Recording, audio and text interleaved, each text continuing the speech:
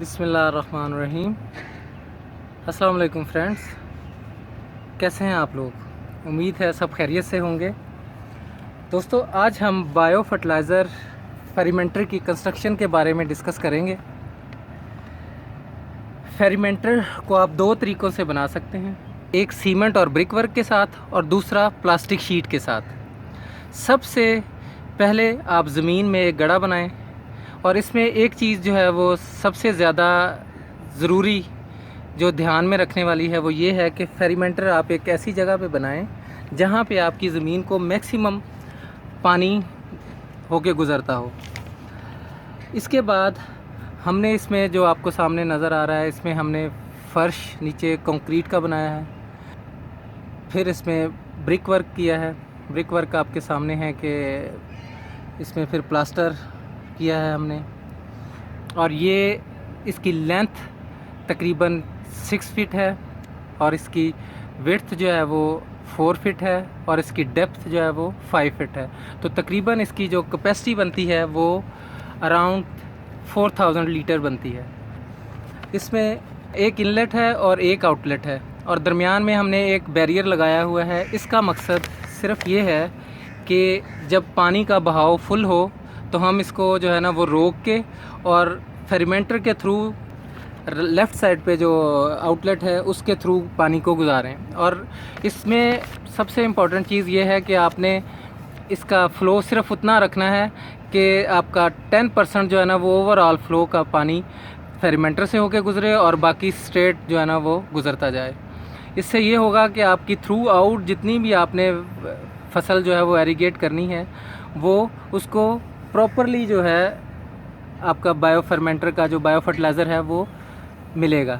अगर आप फुल इसको क्लोज़ कर देंगे तो फिर इसका मतलब ये है कि जो शुरू में जितना भी पानी होगा वो सारा आपका फर्टिलाइज़र बहा के ले जाएगा और बाद वाला फिर बाद में जो फसल होगी उसको प्रॉपरली जो है फर्टिलाइज़र नहीं मिल सकेगी।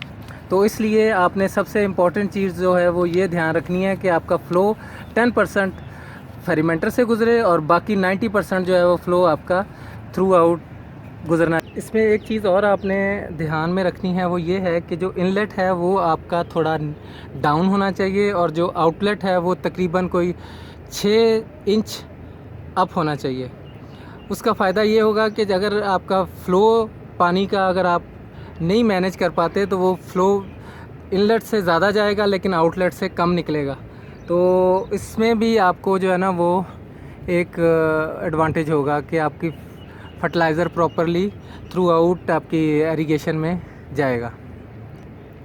अच्छा जी, अब हम दूसरा जो मेथड मैंने आपसे बात की है प्लास्टिक के शीट वाली, उस पर डिस्कस कर लेते हैं। उसमें ये होता है कि हमने सिंपली ज़मीन में एक गड़ा बनाना है, उस गड़े को प्रॉपरली स्क्वायर शेप में बना के उसकी एम्बैंकमेंट करके उसके जो साइडों पे मिट्टी अच्छी तरह उसको प्रॉपरली कंपैक्ट करके और फिर उसमें प्लास्टिक शीट, एक अच्छी मोटी तय वाली प्लास्टिक शीट आपको बाज़ार से इजीली अवेलेबल होती है, वो आप इसमें जो है ना वो बिछा के और पानी से उसको फुल करके और फिर उसमें आप अपना बायो फर्टिलाइज़र जो है वो डाल सकते हैं वेस्ट।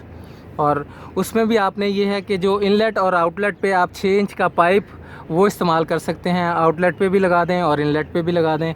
और दरमियान में आप हो सके तो ये जो है ना वो बैरियर लगा दें, वरना कोई मिट्टी का वैसे ही जो है वो बन्नी वगैरह बना दें तो उससे भी आपका काम चल सकता है। तो ये एक प्रॉपर तरीका है, वो ये है कि उसमें 2 से 3 साल तक वो चल सकती है।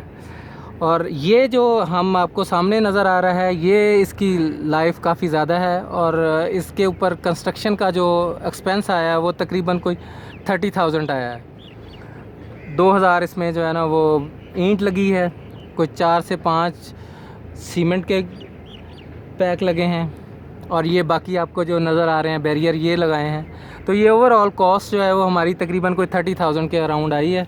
और अल्हम्दुलिल्लाह अब इससे हम अब वीकली बेसिस पे अपनी फसल को एरीगेट करते हैं और तकरीबन आप कह सकते हैं कि 6 माह में हमने इसकी कॉस्ट जो है वो कवर कर ली है अपने फर्टिलाइज़र की, जो ऑर्गेनिक फर्टिलाइज़र है। और सबसे बड़ा एडवांटेज है कि हम ऑर्गेनिकली सारी चीज़ों को एरीगेट कर रहे हैं। तो ये आज का हमारा एक ओवरव्यू था फेरिमेंटर की कंस्ट्रक्शन के बारे में। तो जी दोस्तों, उम्मीद है कि आज की वीडियो आपके लिए हेल्पफुल साबित होगी, और अगर आपका कोई भी क्वेश्चन हो तो आप कमेंट में पूछ सकते हैं। इंशाल्लाह हम कोशिश करेंगे कि आपको उसका सेटिस्फैक्ट्री आंसर दे सकें। अपना और हमारे चैनल का बहुत सारा ख्याल रखिएगा। अल्लाह हाफ़िज़।